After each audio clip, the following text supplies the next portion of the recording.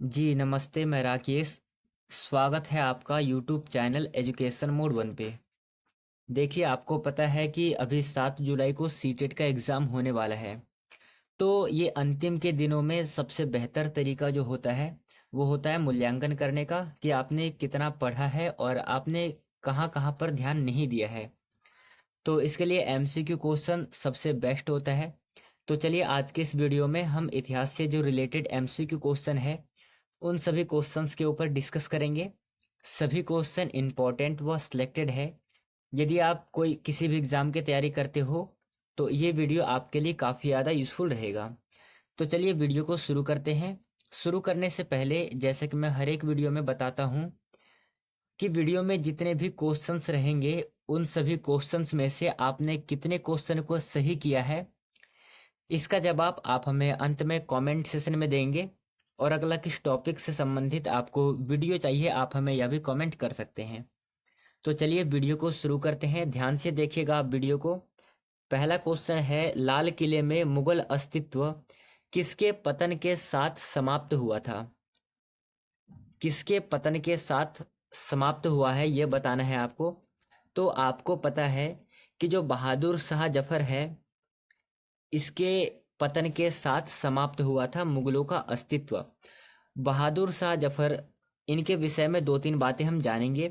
जैसे कि बहादुर शाह जफर अंतिम मुगल शासक होंगे, ये किसका कथन था? तो ये कथन था कैनिंग का। कैनिंग ने कहा था कि बहादुर शाह जफर अंतिम मुगल शासक होंगे। इसके बाद फिर बहादुर शाह जफर के विषय में डलहौजी कहता है कि मुगल जो बादशाह है बहादुर शाह जफर, जब इनके समाप्त होने के बाद, जब इनका अस्तित्व नहीं रहेगा, तो इसके बाद मुगलों को लाल किला खाली करना होगा, ये भी कहा था। तो फिलहाल इस क्वेश्चन में पूछा है कि लाल किले में मुगल अस्तित्व किसके पतन के साथ समाप्त हुआ? तो इसका आंसर होगा आपका option number D, Bahadur Shah Zafar के अस्तित्व के साथ में समाप्त हुआ है। Option number D right answer है। चलिए, सेकंड क्वेश्चन है, बहादुर शाह था, क्या था बहादुर शाह? तो आपने यदि ऊपर वाले क्वेश्चन को ध्यान से देखा होगा, तो मैंने अभी बताया कि बहादुर शाह जफर अंतिम मुगल शासक थे। तो इस वाले क्वेश्चन का option number C correct answer हो जाएगा। चलिए, तीसरा क्वेश्चन देखेंगे। ध्यान से देखिएगा आप क्वेश्चन को, इंपॉर्टेंट क्वेश्चन है। औरंगजेब की मृत्यु पश्चात किस नेता के नेतृत्व में जाट काफी शक्तिशाली हुए? जब औरंगजेब की मृत्यु हुई थी, उसके बाद में ऐसा कौन सा नेता था जिसके नेतृत्व में जाट जो है काफी ज्यादा शक्तिशाली हुए थे? सही आंसर है ऑप्शन नंबर सी, चूड़ामन। साथियों, औरंगजेब की जब मृत्यु होती है, उसके बाद में चूड़ामन नामक जो नेता है, उनके नेतृत्व में जाट काफी ज्यादा शक्तिशाली हो गए थे। Option number C right answer है। नेक्स्ट क्वेश्चन है, अंतिम मुगल शासक बहादुर शाह जफर की मृत्यु कहाँ पर हुई थी? बहादुर शाह जफर की मृत्यु कहाँ पर हुई थी? नीचे आपको चार ऑप्शंस दे रखे हैं। इन चारों में से आपको बताना है कि मुगल शासक बहादुर शाह जफर की मृत्यु कहाँ पर हुई थी। तो इसका आंसर हो जाएगा आपका ऑप्शन नंबर बी, दूसरा सही हो जाएगा। बहादुर शाह जफर की जो मृत्यु है, रंगून जेल में हुई थी। ऑप्शन नंबर सेकंड सही आंसर हो जाएगा। चलिए, पांचवा क्वेश्चन को देखिएगा। पांचवा क्वेश्चन है, निम्नलिखित में से जिस एक शासक ने ईस्ट इंडिया कंपनी को दीवानी प्रदान की थी, वह कौन था? जिसने ईस्ट इंडिया कंपनी को दीवानी प्रदान की थी, उसका नाम क्या था? तो आपको पता रहना चाहिए कि जिसने ईस्ट इंडिया कंपनी को दीवानी का अधिकार प्रदान किया था, उसका नाम था मुगल सम्राट शाह आलम द्वितीय। तो इसका तीसरा नंबर सही हो जाएगा पांचवें नंबर क्वेश्चन का। मुगल सम्राट शाह आलम द्वितीय आपको नाम याद रखना है। चलिए, नेक्स्ट क्वेश्चन देखेंगे। बहुत ज़्यादा इंपॉर्टेंट और बहुत ज़्यादा सरल क्वेश्चन है, ये क्वेश्चन गलत नहीं होना चाहिए आप लोगों से। क्वेश्चन में है, रानी लक्ष्मीबाई की शासिका थी, कहाँ की शासिका थी? ग्वालियर, इंदौर, झांसी और मथुरा। तो बताइए, कहाँ की शासिका थी रानी लक्ष्मीबाई? सही आंसर है इसका ऑप्शन नंबर सी, रानी लक्ष्मीबाई झांसी की शासिका थी। ऑप्शन नंबर तीसरा राइट आंसर हो जाएगा। चलिए अगला क्वेश्चन देखेंगे। सातवां क्वेश्चन है, टीपू सुल्तान के शासनकाल में मैसूर की राजधानी थी।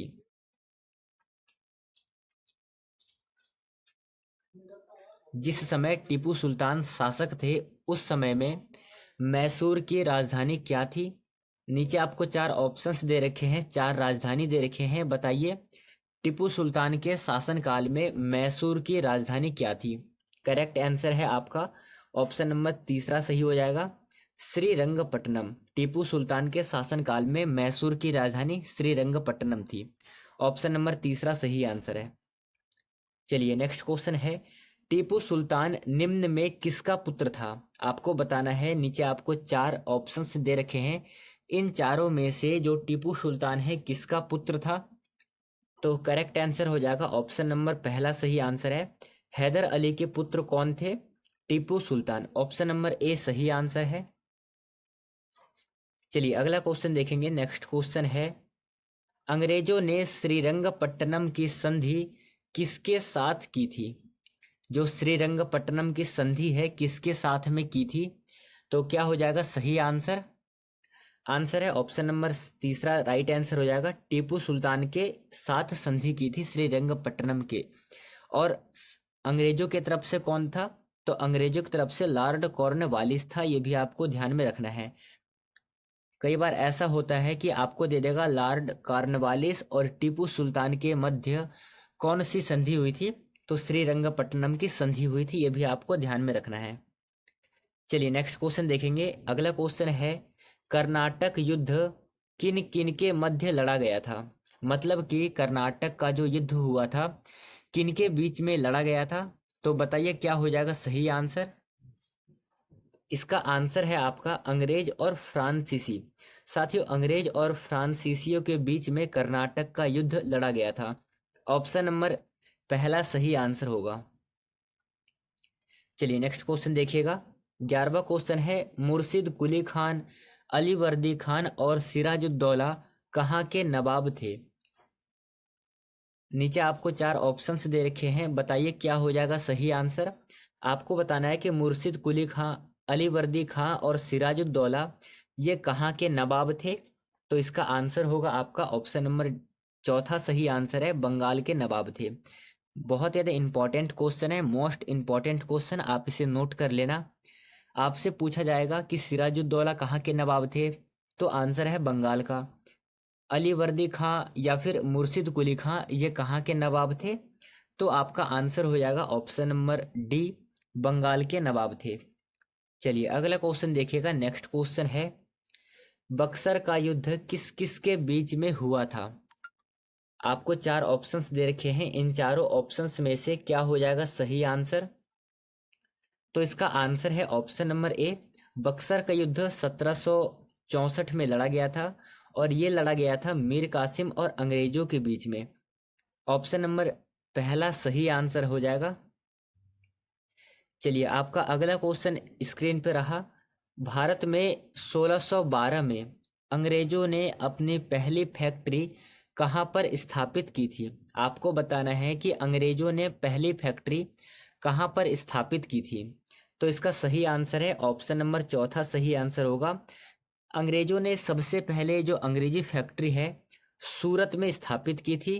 कब की थी? 1612 में। ऑप्शन नंबर चौथा सही आंसर है। चलिए अगला क्वेश्चन देखिएगा।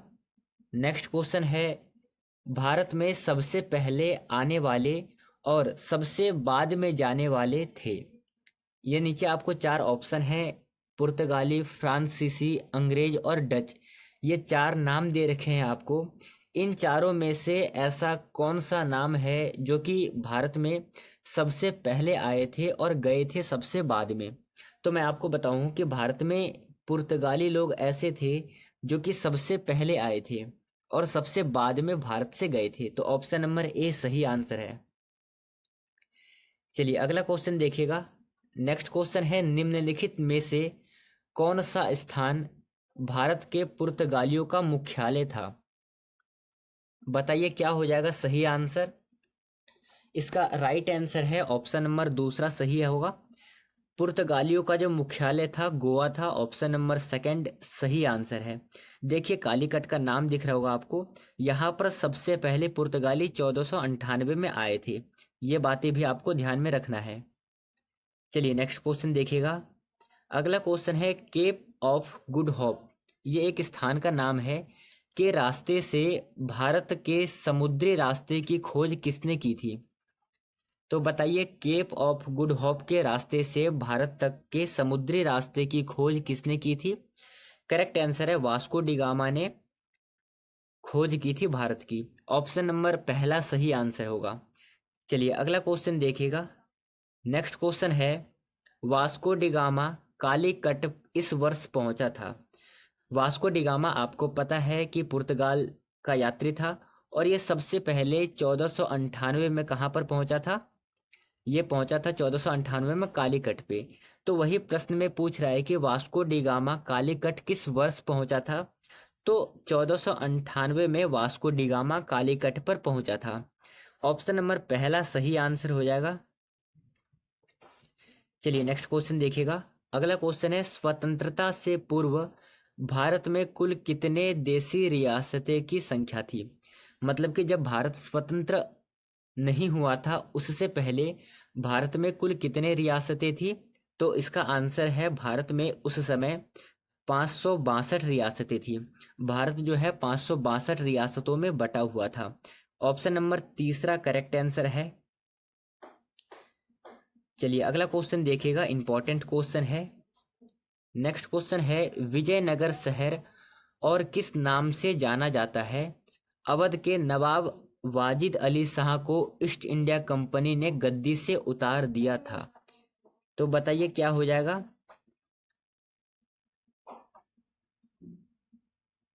करेक्ट आंसर है ऑप्शन नंबर तीसरा सही आंसर होगा हम्पी। देखिए ये जो है ना ये गलत है, इसे आप मत नोट करिएगा। क्वेश्चन यहाँ तक है कि विजयनगर शहर जो है उसको अन्य किस नाम से जाना जाता है? तो राइट आंसर है हम्पी के नाम से जाना जाता है। चलिए अगला क्वेश्चन देखिएगा। आज का ये रहा आपका अगला और अंतिम क्वेश्चन। देखिए जैसे कि मैंने आपको वीडियो प्रारंभ करने से पहले मैंने आपको बताया था कि वीडियो में जितने भी क्वेश्चन होंगे उन सभी क्वेश्चंस में से आपने कितने क्वेश्चन को सही किया है इसका जवाब आप हमें अंत में कमेंट सेशन में देंगे। और अगला किस टॉपिक से संबंधित आपको वीडियो चाहिए आप हमें यह भी कमेंट कर सकते हैं।